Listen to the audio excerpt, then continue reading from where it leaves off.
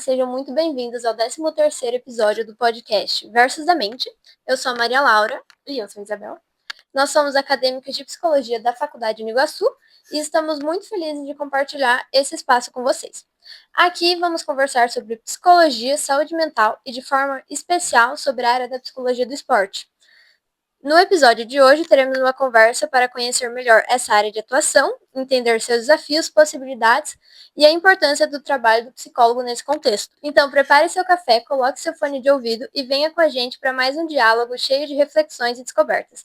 Esse é o podcast Versos da Mente. Hoje a gente vai entrevistar o Felipe Longo, que é psicólogo da área do esporte, pós-graduado em psicologia do esporte e em psicologia clínica existencial. Obrigada por aceitar o convite. Felipe, você poderia contar um pouco sobre a sua trajetória acadêmica e profissional até chegar à psicologia do esporte? Bom, então a minha trajetória, psicologia é um curso que eu, assim, resumidamente também, quando eu estava na minha época de escolher ali, talvez, uma ideia de faculdade ali no ensino médio, eu comecei a perceber que eu gostava muito de conversar com as pessoas e que eu gostaria de fazer das conversas algo para levar para a minha vida. Porque eu adorava conversar, eu adorava ver o efeito que uma conversa tinha para outra pessoa. E com isso eu comecei a observar a psicologia com uma certa paixonite. Conforme eu fui ali chegando no quarto ano, que eu fiz um ensino médio técnico também, com 4 anos, no quarto ano eu percebi que realmente psicologia era um ponto que me agradava e a partir dali foi a minha escolha. Durante a faculdade eu pensei em vários âmbitos, várias áreas de conhecimento dentro da psicologia. Primeiramente foi a clínica, que é um pouco mais difundida, né, a psicologia clínica. A psicologia social não era um ponto que me agradava tanto. Por ironia do destino, eu também hoje trabalho com psicologia social, né? Mas fui indo para a psicologia do trabalho, né, psicologia organizacional. E, por fim, no final da graduação, ainda estava sem saber direito o que eu queria. Eu finalizei os estudos em 2019, né, final de 2019. A minha festa de formatura foi em uma semana, de 2020, ali em março, se eu não me engano. Em uma semana foi a festa de formatura, na outra semana foi o lockdown. Então, foi. Esse é um resumo do pré e durante a formação. E ali, depois da formação, né, com o diploma em mãos, mas tudo fechado, né, com a pandemia, ali a psicologia ela ficou em xeque. O que eu vou fazer com a psicologia? Então, ainda hoje, né, a gente tem a parte da psicologia por meio virtual bem mais difundido, né, com muito mais ferramentas que a gente pode usar, mas naquele momento não se sabia. Né? Mas ali desde. Né, bom, aqui eu vou colocar um ponto para poder organizar a história também, mas desde sempre, desde que eu me lembro, eu gostava de jogar videogame.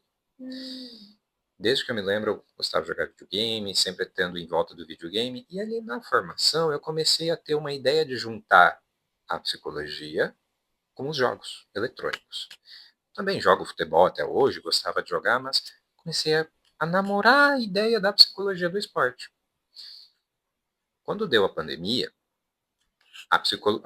o esporte, entre aspas, tradicional, exato, exato, foi cortado, né, vários eventos cancelados, tanto que a Copa do Mundo foi adiada por um ano, né, a Copa do Mundo de futebol masculino e não me recordo a feminina agora, mas a masculina foi adiada. Então, o esporte tradicional, o futebol, o basquete, o handebol, enfim, não existia. Mas o que começou a ficar em alta nessa época era exatamente aquilo que eu gostava, o esporte eletrônico. Então, a partir dali, eu percebi que talvez aqui era onde eu me encontrava. Eu unia a minha paixão com a profissão e a partir dali seria um casamento, né? Que bacana. E aí foi onde eu, ali na pandemia, né? Eu estava trabalhando na clínica dos meus pais, trabalhava com eles, a psicologia não me sustentava de jeito nenhum. Iniciei atendendo um paciente quando começou a abertura, né? Com máscara, com todos os devidos cuidados.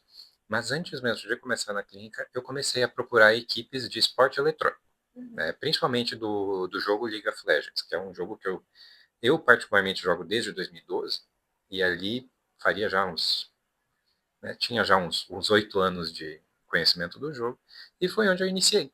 Né? Então comecei com times amadores, né, com um time amador específico de um campeonato amador, e a partir dali que eu comecei a minha trajetória na psicologia dos esportes. Ali, né, antes mesmo de iniciar, eu já estava fazendo também a pós-graduação, né, em psicologia do esporte, em formato EAD.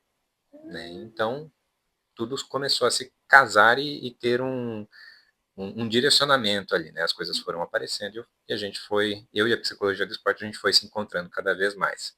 Mas ao invés de ir para o esporte tradicional, fui indo para o esporte eletrônico. Quais foram os principais desafios enfrentados no início da sua carreira? O primeiro e o maior, né, mais duradouro, com certeza a pandemia. Ao mesmo tempo que ele foi um desafio, também foi a abertura. Mas, considerando desafios, a pandemia foi muito desafiadora, porque ela falou assim para a maioria das pessoas que se formou ali na mesma época.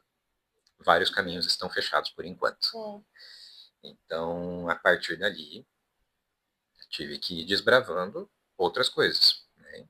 E a psicologia do esporte eletrônico foi uma delas. A falta de remuneração foi também algo muito intenso, porque o esporte eletrônico amador, se ele tem a remuneração, ele é semi-profissional, né? Até depois eu posso abordar isso com mais profundidade, mas assim, era uma equipe amadora que estava ali iniciando, né, se desenvolvendo. Alguns atletas almejavam o esporte profissional mesmo, com remuneração como profissão, mas algumas pessoas não estavam ali pela profissão de atleta de esportes. Eles estavam ali como um passatempo, como algo e isso, como algo para passar um tempo, para ter uma competitividade. E a partir dali, né, que com essas principais dificuldades, né, com a pandemia e essa parte da não remuneração inicial, foram os principais, assim. A carga horária, naquela época, eu nem percebia. Assim, eu trabalhava na clínica dos meus pais, como eu comentei, mas eu ia até meia-noite, 1 hora da manhã, fazendo os acompanhamentos de jogos, né? A gente comenta no esporte eletrônico, principalmente no LoL, né, no League of Legends, que são scrims, que são conjuntos de jogos e análises que a gente faz em tempo real. Então foi ali que eu fui atuando, que eu fui tentando participar e entender como que eu poderia contribuir enquanto psicólogo para poder realizar o trabalho de psicólogo do esporte nessa equipe, que não era uma equipe que almejava o profissionalismo em si, né? Mas era algo que a psicologia do esporte encaixa ali também. Então, esse emaranhado de situações, né, que eu me coloquei, que também o mundo acabou se encontrando, é onde eu fui tendo as dificuldades, mas também fui superando elas. Como você definiria a psicologia do esporte para alguém que não conhece a área ainda? Psicologia do esporte é uma psicologia de grupos. Eu definiria como uma psicologia de grupo. Por quê? Porque a definição de grupo ajuda muito a gente a simplificar de uma maneira bem simplista o que é a psicologia do esporte. Psicologia de grupos, né, ela já tem um conceito bem centrado, a diferença entre um aglomerado de pessoas e um grupo. Um aglomerado de pessoas são pessoas juntas. Um grupo são pessoas juntas com um objetivo. Então, a psicologia do esporte vai trabalhar grupo, vai trabalhar pessoas que estão ali por um objetivo em comum. E a partir dali é que a psicologia do esporte vai se desenrolando. Então, se for para resumir, é psicologia de grupo. Você trabalha, tipo assim, atendendo uma pessoa do grupo ou você trabalha atendendo o grupo inteiro? Você dá um feedback pro grupo inteiro? Como é que é, tipo, o acompanhamento? O acompanhamento da psicologia do esporte, ela pode acontecer dessas duas formas, né? Tanto com o grupo todo, quanto com orientações individuais, quando necessárias, ou rotina, né? Uma rotina de acompanhamentos individuais. O que diferencia o acompanhamento individual de um psicólogo do esporte e de um psicólogo clínico são os objetivos em cima do atendimento. Então, quando eu sou um psicólogo do esporte, por mais que eu vou entender a complexidade, a saúde biopsicossocial daquele indivíduo, eu vou focar na parte do esporte. Então, eu vou focar no desempenho, vou focar naquilo que a equipe precisa daquela pessoa. Eu vou considerar a individualidade, mas eu tenho que considerar o objetivo do grupo. Então, essa é a grande diferença do acompanhamento individual, quando eu estou trabalhando em uma equipe de esporte, né? Seja eletrônico, seja esporte considerado tradicional. Tá? E o acompanhamento em grupo, ele acontece e é uma questão muito importante em esportes grupo, esportes de grupo. Existem esportes individuais também, né, que aí a gente tem que entender um pouquinho diferente. Mas geralmente, né, por isso que eu simplifiquei, né, psicologia do esporte como uma psicologia de grupo. A gente precisa trabalhar uma coesão grupal. E mesmo que aquela pessoa seja um atleta de uma modalidade individual, ele precisa contar com a equipe que também trabalha com ele. Seja psicólogo, fisioterapeuta, preparador físico, técnico, né, que nos esportes considera muito a palavra coach. Sim. Então, o coach, tradução é técnico. Então, tem que ter toda uma coesão grupal, seja atleta entre atletas ou atleta entre comissão técnica, para você poder desenvolver aquele atleta para ele conseguir performar da maneira desejada. E como que funciona a questão de sigilo quando tem todo esse grupo envolvido? O sigilo do profissional psicólogo, tu precisa pensar nas duas etapas. Com o indivíduo, né? Porque tu vai ter coisas que você não vai poder compartilhar com a equipe multiprofissional, mas também tem que pensar no sigilo multiprofissional. O que significa isso? A gente precisa compartilhar algumas informações. A gente precisa compartilhar informações que são essenciais para o trabalho da equipe, seja em qualquer âmbito, né? Equipe, comissão técnica, equipe entre os jogadores, para que o trabalho tenha efetividade. Né? Então, se o objetivo daquela equipe, o objetivo daquele grupo é a gente chegar num objetivo em comum, então a gente precisa compartilhar algumas informações. Agora, tomar cuidado para compartilhar as informações necessárias. Então, se o meu atleta, por exemplo, né, vou dar um exemplo que realmente existe.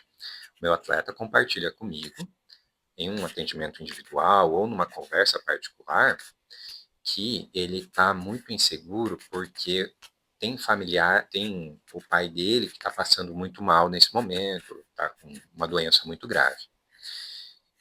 Mas que ao mesmo tempo ele não se sente confortável em contar essa situação exata para os outros profissionais. Então, o que eu posso fazer enquanto psicólogo de esporte com essa informação? Eu posso trazer para a equipe multiprofissional ou para a equipe de atletas, mas isso geralmente a gente trata com a comissão técnica. Comentar que o atleta está passando por um momento de dificuldade, que ele está mais sensível, né, a questões de frustrações, ele tem um estresse agudo na família dele, e que nesse momento, talvez, a gente precise mudar um pouco a forma como que a gente trabalha com esse atleta. Perceba que aqui eu falo, mas eu também não falo. Eu compartilho as informações necessárias, mas eu mantenho, resguardo o sigilo daquela pessoa. Tá? Claro que assim, a gente tem que cuidar para não fazer um acompanhamento clínico individual com um atleta que eu acompanho na equipe. Tem que tomar cuidado para não misturar esses dois pontos.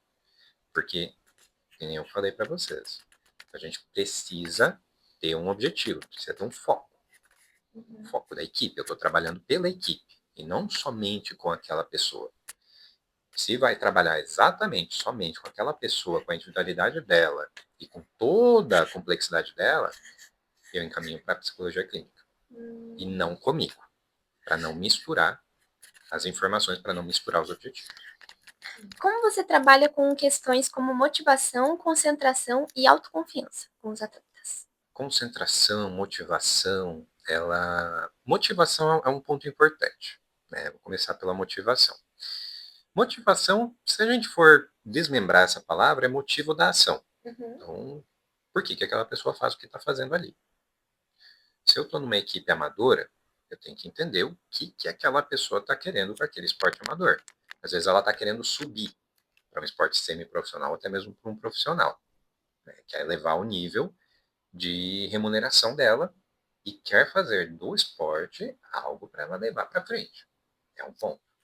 Ah, ela tá ali porque ela quer sentir aquela adrenalina da competição, da competitividade, aquele ambiente de competição, mas ela não quer se desenvolver naquele esporte. Isso é um outro ponto. Então, como que a gente trabalha a motivação? A gente tem que compreender o que o grupo, né, o que a equipe tem como objetivo, como planejamento, e também como que os atletas se encaixam no meio disso. Né? E tentar conciliar para ter a coesão grupal. Né? Ser um grupo coeso, ou seja, que fala a mesma língua, né? Que fala dos mesmos objetivos. Então, a gente trabalha a motivação pensando nesse primeiro parâmetro. Dali, a gente vai tentando trabalhar outras coisas, a atenção, né? No esporte eletrônico, a gente tem que trabalhar bastante, muito, muito, muito a confiança da equipe.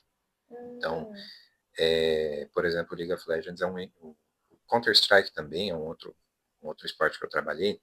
Eles são esportes onde as ações elas têm que ser tomadas em milissegundos. Não é em segundos, é milissegundos. Então, por exemplo, uma habilidade que aparece na tela, ou uma granada, né, que no CS tem mais granadas, ou pixels, que eles falam, que são pontos muito estratégicos, a pessoa tem que ter uma reação entre, acho que é 250 milissegundos. Eu acho que é muito. A pessoa tem que ser abaixo de 200 milissegundos, assim, num ambiente profissional, para tomar uma decisão. 200 milissegundos é 0,2 segundos. Como que a gente trabalha isso? Tem que ser prática, autoconfiança, a pessoa confiar nela, nas habilidades dela e também confiar na sua equipe. Porque enquanto ela vai estar ali precisando tomar uma decisão em 0,2 segundos, tem mais outros 4 jogadores que estão tendo que fazer outras atividades, sendo cobrir ela, ou sendo iniciar uma outra entrada, ou qualquer outro movimento no resto do mapa. E aquela pessoa também tem que saber o que eles estão fazendo. Então é muita informação. E ao mesmo tempo a pessoa tem que confiar nela mesma e confiar na equipe. Sim. E aí como que a gente trabalha isso? A gente vai trabalhando na prática, nos jogos, tentando explicar teoricamente, na prática também, como que funciona uma estratégia, uma técnica. Isso tudo a gente vai tendo que acompanhar enquanto psicólogo para a gente poder entender o que está acontecendo. Né?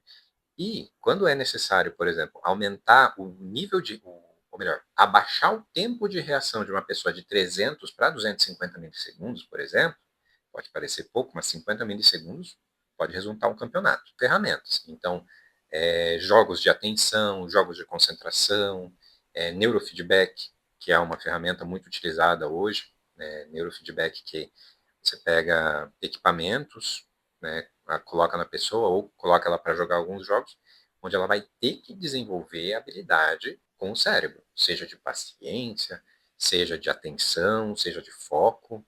E aí a gente vai trabalhando aquela pessoa para aquelas habilidades exatas também. Então, o psicólogo, e o psicólogo é capaz de trabalhar isso. O psicólogo também usa muito do coaching, da técnica do coaching. A gente tem que, hoje, tá mais difundida essa parte da diferença entre o coach, que é aquela pessoa que fala um monte de coisas. Frases de efeito. Isso, frases de efeito. E do coaching profissional, que o psicólogo pode utilizar também. Para a gente poder esmiuçar um pouquinho isso, mas bem rapidamente, né, para poder também tirar aquele estigma. O que é o coach? O coach é um técnico. O que o técnico faz? Aplica uma técnica. Quando a gente, então, para melhorar assim a nossa visão frente a essas pessoas que se dizem coaches e falam que vão fazer um método X ou Y que vai mudar a sua vida, eu sugiro pensar assim: coach é técnico, ele vai te ensinar uma técnica. Pode funcionar ou não, esteja ciente disso. Quando você vai aplicar uma técnica de coaching, né, de treinamento, de coaching da psicologia, você também tem que estar ciente disso. E tem que deixar o teu paciente, o teu cliente, a tua equipe ciente disso. Que você está aplicando uma técnica para você poder trabalhar uma certa habilidade ou uma certa questão naquela equipe. E que ela pode funcionar ou não. Exato. É um teste, tipo, vai aplicar algumas técnicas e pode funcionar ou não. Isso, e para a gente fazer uma técnica funcionar, nem sempre vai ser de uma hora para outra. A gente vai precisar treinar. Né? Vou treinar a comunicação. Vou dar um dicionário para a pessoa, ela vai saber falar tudo. Não vai dar certo. Né? Então, vou trabalhar a comunicação inicial, vou trabalhar um repertório maior, vou trabalhar a simplificação de algumas ações, porque, como vocês sabem, 0,2 segundos é pouco, se a gente for olhar numa fala. Sim. Então, às vezes, para comunicar, a gente precisa usar uma expressão e aquelas pessoas que estão junto comigo saber o que aquela expressão significa. Às vezes, uma expressão significa 2 linhas de explicação. Rushou varanda. O que significam essas duas palavras? Rushou varanda. Rushou, ou seja, os inimigos, eles avançaram rapidamente pelo ambiente chamado varanda naquele mapa.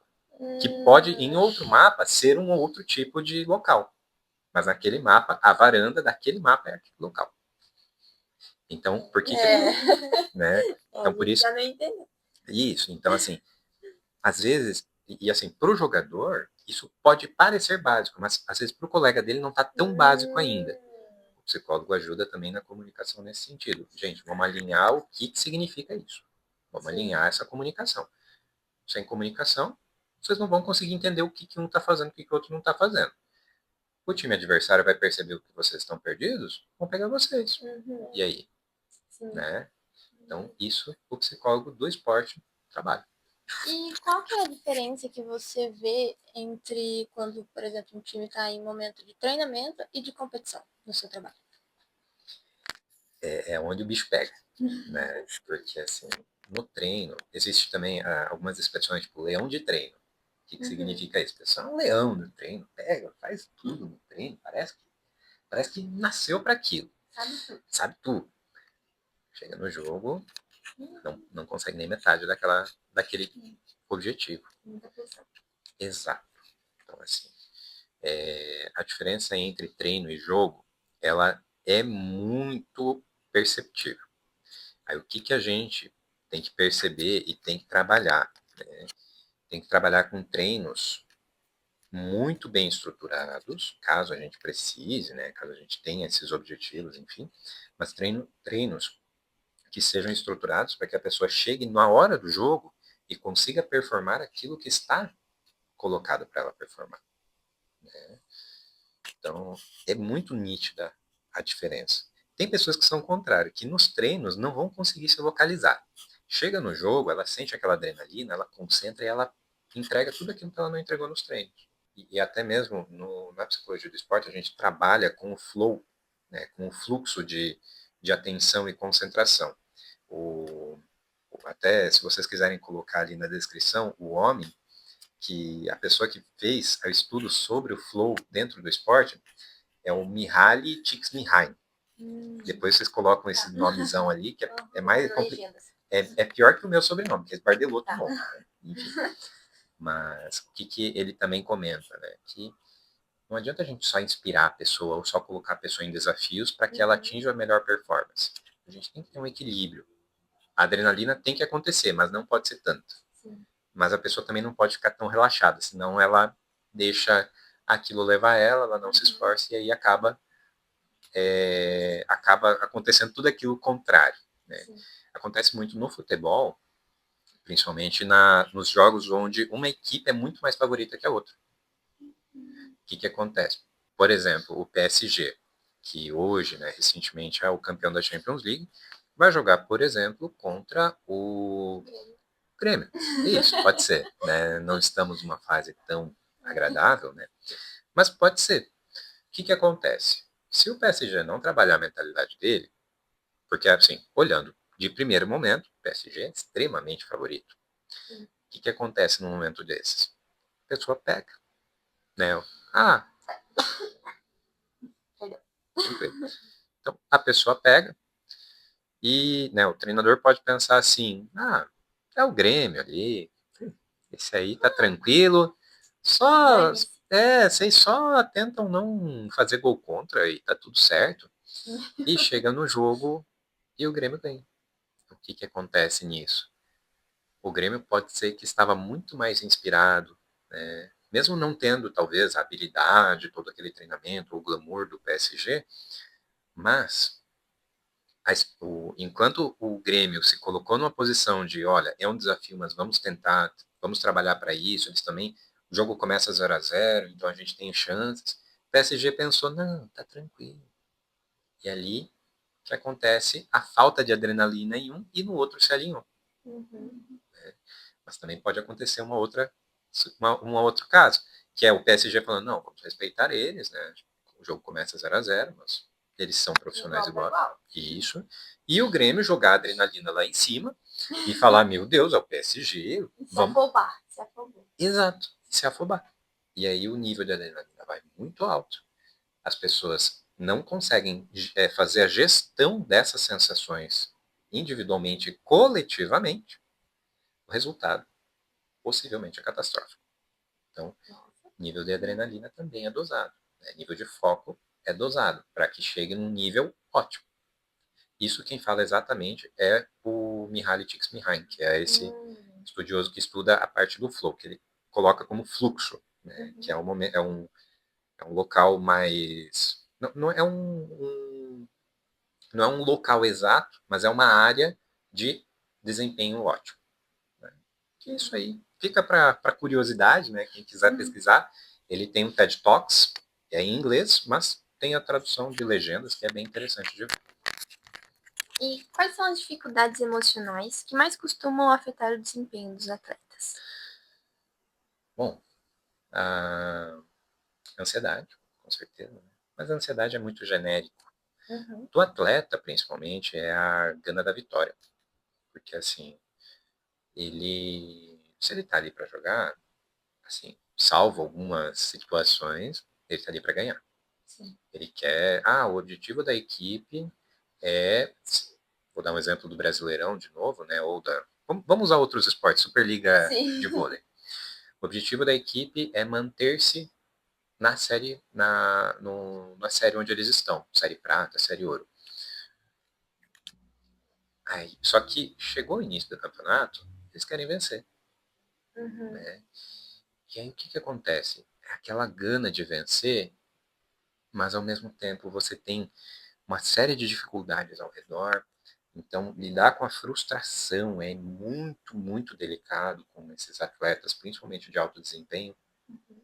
Não é à toa que a gente tem tantos atletas de alto desempenho com depressão, né, com diagnósticos de depressão. Né? Recentemente, o atacante do Corinthians de futebol, o Yuri Alberto, também já comentou sobre isso. Né? Por quê? Porque o alto desempenho, ele exige. As pessoas exigem. Né? A equipe exige. O próprio atleta se exige. Às vezes ele é o artilheiro do campeonato, mas ele continua sem satisfação, porque ele não está satisfeito com o próprio desempenho. E isso gera frustração. Então, são coisas que são muito. Elas se entrelaçam, sabe? Claro que assim, então não faço nada, eu faço tudo, o que eu faço? Escolhe um e começa. Uhum. Vamos trabalhar a frustração? Então vamos trabalhar a frustração, resiliência. Ali a gente já começa. Começou a dar frutos esse trabalho, beleza, vamos ver como é que a gente incrementa isso aqui. Sempre lembrando do objetivo do psicólogo do esporte, que é pensar no esporte, né? No objetivo final. E aqui a gente está falando um pouquinho mais de alto desempenho. Então, tem esses parâmetros. Não sei se Tem algumas demandas que aparecem nos esportes eletrônicos, mas que não aparecem nos esportes tradicionais? Olha, teoricamente, não. Teoricamente, as demandas de cada esporte, elas vão oscilar. Né? Uma vai ter, por exemplo, o Counter-Strike, né? O CS, o Dota também, que é outro esporte muito difundido no mundo. Né? O StarCraft é uma modalidade individual de estratégia. Vão precisar de foco em tomadas de decisões em milissegundos. Principalmente o StarCraft, ele vai lidar, por exemplo, com ações individuais. Mas a gente tem os esportes em equipe também. né? Tanto os eletrônicos quanto os tradicionais. Algumas demandas, elas vão ser um pouco maiores em algum esporte, um pouco menores em outros. Só que, em geral, os esportes, eles acabam tendo demandas semelhantes, né? Então, comunicação, trabalho em equipe. O que vai mudar são os detalhes de cada esporte. Por exemplo, a mentalização de um movimento pode ser tanto no StarCraft, onde a pessoa clica em torno de cento e poucas vezes por minuto no teclado, né, dá em torno de 3, 4 cliques por segundo num teclado. Mas isso também pode acontecer, esse exercício de mentalização, num jogo de tênis, no esporte do tênis. Né, por exemplo, a pessoa mentalizar o saque, né, mentalizar a forma que devolve o forehand, né, que é o contrário, né, tem o backhand, o forehand. E a palma da mão. Isso, então assim, todos esses movimentos acabam tendo que ser treinados, e essa mentalização de trabalho, de movimentos, esse exercício ele pode acontecer nos outros esportes. Então, por que eu estou dizendo isso? Porque nos esportes e nos esportes, a gente tem demandas semelhantes sim. Claro, vão ter as suas nuances, mas as demandas são semelhantes. Sim, se tu estuda psicologia do esporte e tu aplica isso no esporte eletrônico, tu vai sim ter efetivo.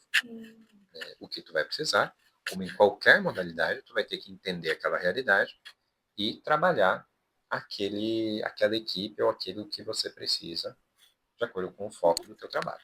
Como os atletas costumam lidar com críticas, ataques e cobranças vindas do ambiente digital? O ambiente digital ele é bem assim, ele é bem amplo. Antigamente a gente tinha mais a torcida, pichações, né? E hoje em dia a gente tem o online. Qual que é a grande dificuldade do online? É a identificação, muitas vezes, da pessoa que está lá falando, né, daquela pessoa, e também a velocidade que aquela informação se difunde. A pessoa errou um movimento no jogo aqui agora, 3 segundos depois tem alguém postando, 10 segundos depois tem 10 mil curtidas. Então, assim, é muito rápido. Né? Aqui eu estou dando uma suposição, né? Pensando numa Copa do Mundo, vai ser mais ou menos isso. Vai dar 1 minuto, vai ter 10 mil pessoas já olhando aquele post, concordando ou discordando. É uma coisa que o atleta precisa estar ciente. Mas, ao mesmo tempo, o psicólogo pode fazer movimentos de blindar aquela pessoa. Como que a gente blinda? Como que a gente protege? A gente pode fazer com que ela evite redes sociais num certo período. A gente pode trabalhar com ela a frustração em si, né? Colocar ela em contato com isso, ver como que ela se sente, enfim, fazer um trabalho mais individual ou até mesmo coletivo, como que a equipe se sente quando tem uma diversidade assim. Mas assim, hoje é inevitável da pessoa ser criticada. E crítica faz parte de opinião. Se a pessoa pratica um esporte e ela é observada, as pessoas vão observar e vão ter uma opinião. Sim. Então isso é inevitável. O que a gente precisa fazer é trabalhar com isso. Não adianta a gente querer jogar isso para escanteio, porque não, isso não importa. Não importa. Claro que assim, em alguns momentos você consegue evitar, em algum período ali, o contato com as redes sociais. E até é importante em determinados momentos. Isso. Ou até mesmo antes disso, para a pessoa poder se desconectar mentalmente da rede social em si. Porque os esportes são muito ligados com redes sociais eletrônicas. Aí a gente tem que fazer um trabalho de tentar concentrar a pessoa, falar, ó, vamos deixar isso aqui de lado, vamos tentar focar, fazer um aquecimento.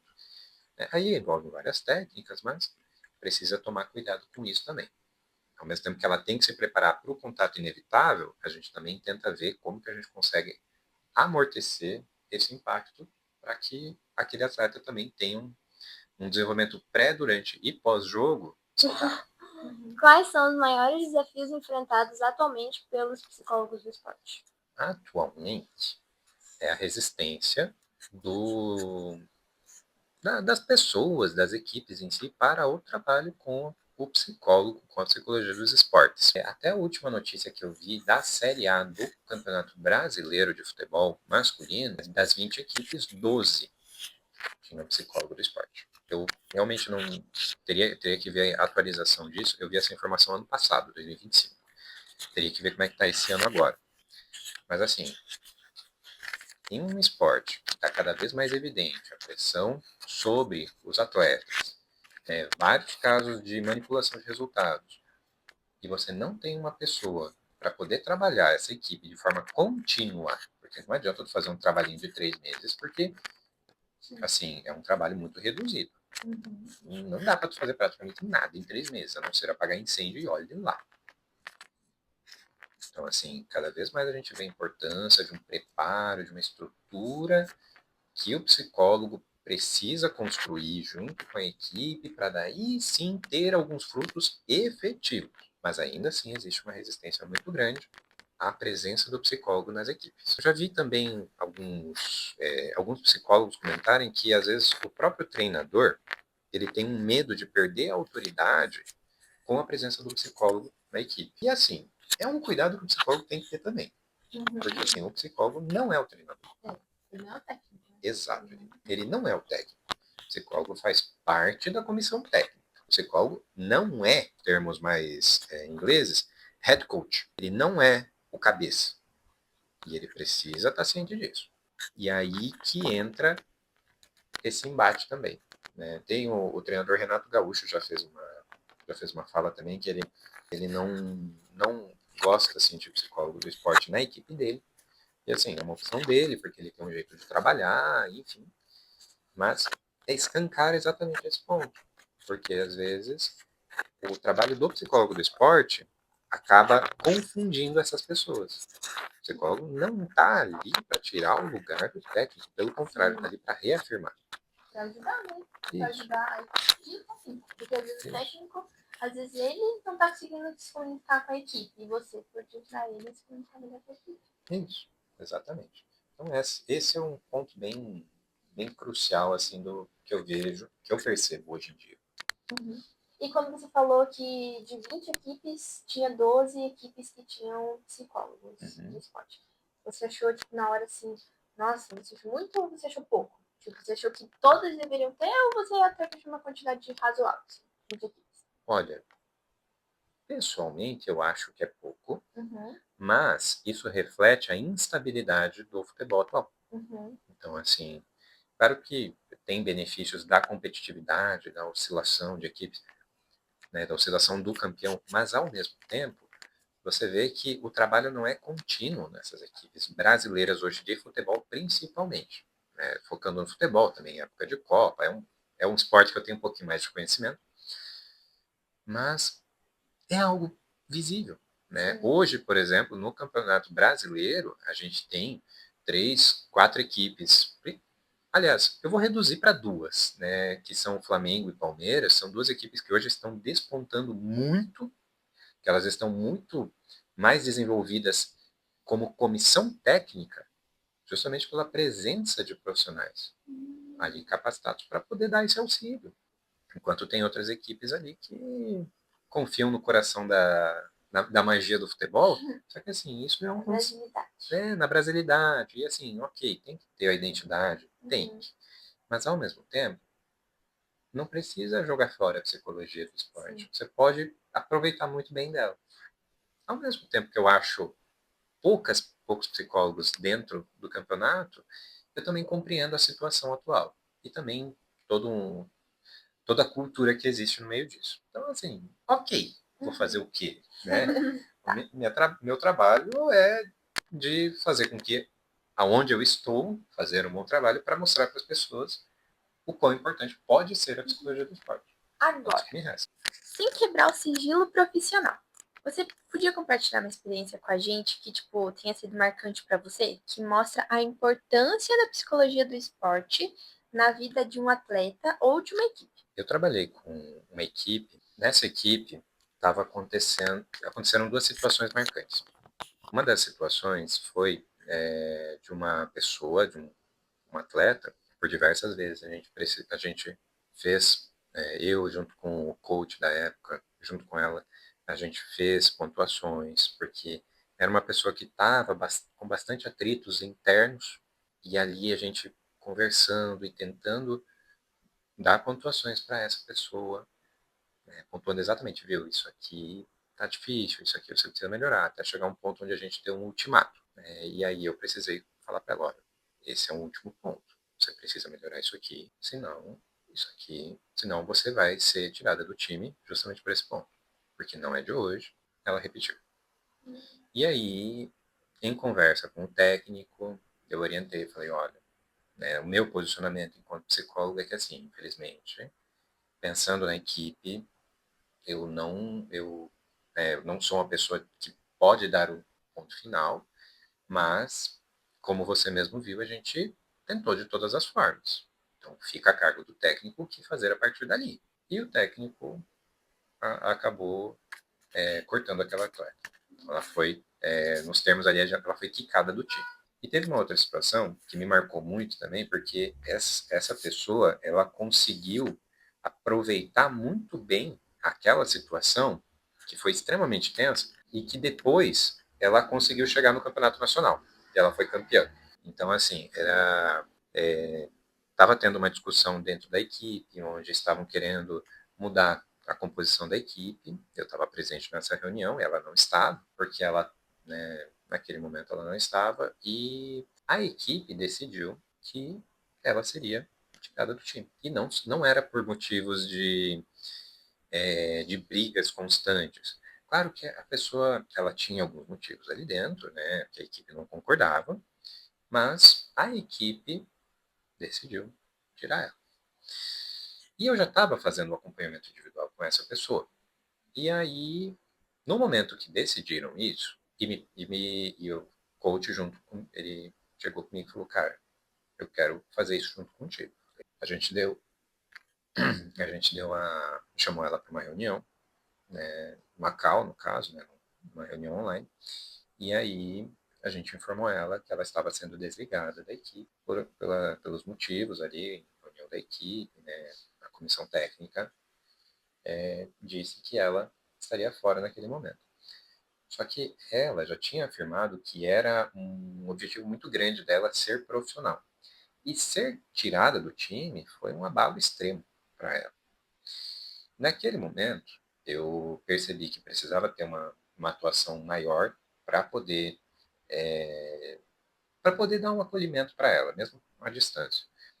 Então, eu aproveitei que eu tinha um contato de um familiar daquela pessoa, eu entrei em contato, né, o familiar morava junto, entrei em contato com a questão do sigilo. Eu falei, olha, a pessoa, ela teve a situação aqui, ela foi tirada do time, e nesse momento, ela não tá legal, eu entendo que ela não tá legal, eu entendo que ela não gostou nada disso, que ela tá muito, muito emotiva nesse momento. E ela precisa do seu apoio, do seu carinho. De preferência, deixa ela chorar e abraça, porque ela precisa desse apoio seu agora. Você é muito importante para ela agora. Nos dias seguintes eu entrei em contato, pedi como é que estava, né? Mas assim, aquela pessoa, aquela atleta, ela dali, depois de, acho que deu 1 ano e meio, deu 6 meses, ela entrou para uma equipe profissional, profissional mesmo, né? Ela entrou, conseguiu um salário, a partir dali se desenvolveu, e ali em 1 ano e meio, 2 anos depois, ela ganhou o campeonato nacional da modalidade dela. Foi para o Mundial, foi para outro país competir, é, assim, acompanho ela até hoje. Então, assim, é uma pessoa que eu tenho muito, muito carinho por ela. Gostei muito de ter trabalhado com ela, apesar de ter sido pouco tempo, mas que me ajudou a ter uma satisfação ainda maior na psicologia do esporte, vendo que assim, a gente tem que ajudar a pessoa no jogo, mas não dá para a gente deixar a humanidade de lado, né, de apoiar a pessoa nos momentos que ela precisa. A gente queria agradecer, então, Felipe, pela sua disponibilidade, por ter aceitado participar da entrevista. As respostas foram muito enriquecedoras para a gente. Eu que agradeço, né? Espero ter contribuído. Espero não ter falado tanta bobinha também. Quer dizer, fico aberto também, né? Se quiserem colocar minha rede social não atualizo muito. Mas assim, lá tem meu contato, quem precisar, assim, tem uma dúvida, às vezes quero conversar. Não fico com receio de responder no WhatsApp também, fica à vontade. E assim, eu quando era estudante, eu tinha muita curiosidade, mas eu acabava não encontrando as pessoas para perguntar. Uhum. Então eu, enquanto profissional, eu penso, eu gosto de tirar uma dúvida, mostrar alguns caminhos, então eu fico aberto para isso. Quem quiser, né, vocês inclusive, né, e o pessoal que assistir, quem quiser entrar em Sim. contato, fica à vontade, que para mim é sempre muito prazeroso de trazer informações, de ajudar com que as pessoas desbravem alguns conhecimentos.